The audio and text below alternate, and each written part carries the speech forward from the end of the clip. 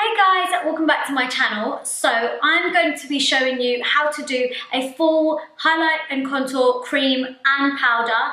I don't usually do, that's my niece if you can hear, just come. This is my niece everyone, I'm sure you've seen her on Snapchat. But yeah, I don't usually do a full cream and powder highlight and contour. I usually just do mostly I usually just do mostly powder. If you do just want to do powder, you can totally skip the cream step.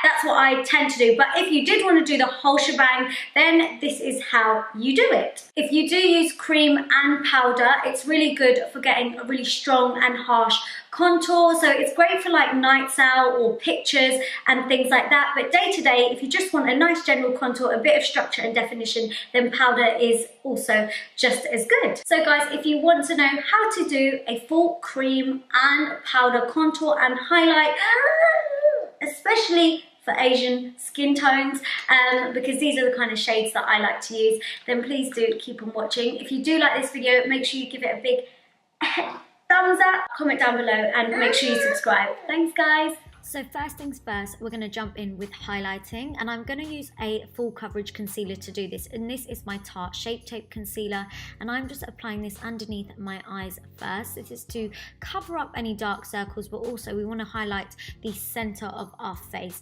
Imagine like an upside down triangle.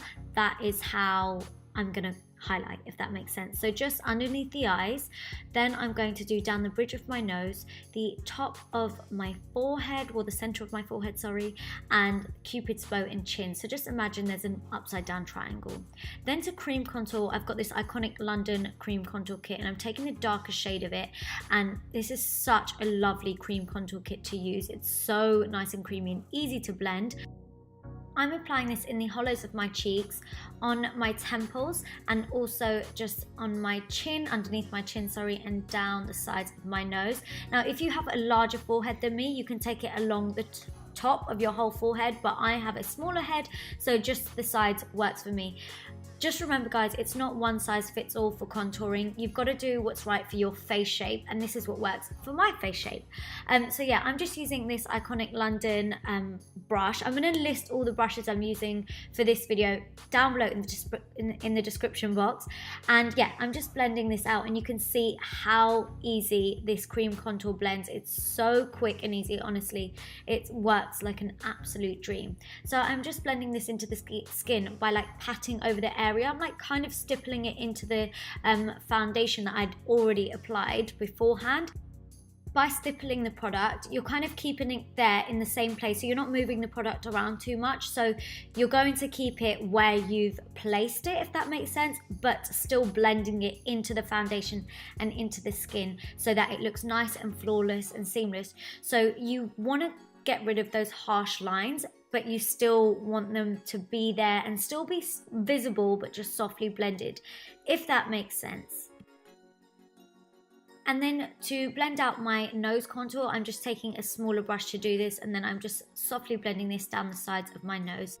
And then I'm just spritzing a couple sprays of the Smashbox primer water. You can use Fix Plus if you want to, or any kind of like setting spray, but this is just to give a little bit of movement to the concealer that we'd already applied, because it has been sitting on our skin for quite some time, so it does tend to get a little bit dry or matte, especially this concealer. So yeah, if you just spray any sort of spray on your face, it will just give it a bit of moistness. I hate that word, but yeah, you just want to again stipple your product in and blend it out. That way you're keeping the product where you want it, but softly blend it.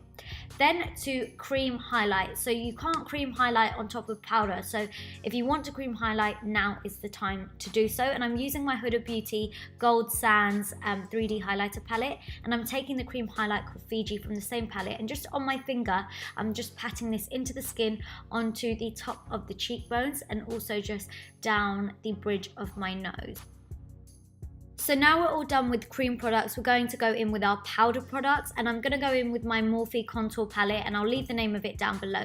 But I'm just mixing these two shades here, and I'm just taking that over the top of the areas where I've already cream contoured. And this is just to not only set that cream contour in place, but it's also to further enhance it and make it look a little bit stronger and more striking. I'm also just taking it down the sides of my nose, so basically anywhere and everywhere where we've already applied the contour. I do like to bronze my skin also, so this would be the time to do so, and I like to use a powder bronzer, and this is the MAC Mineralized Skin Finish in the shade Dark Deepest, and I'm just lightly taking this over the top of those same areas where we've contoured. Then for powder highlight, I'm taking Seychelles from the same Huda Beauty palette, and I'm just taking that along the top of the cream highlighter that we've already done. And you can see when you do cream and powder highlight, it's so much more stronger and striking. Look, even I'm like, damn. So I'm just taking this over the top of the areas that I want to highlight, and I like to highlight basically everywhere around my face. And you generally want to do it on the highest points.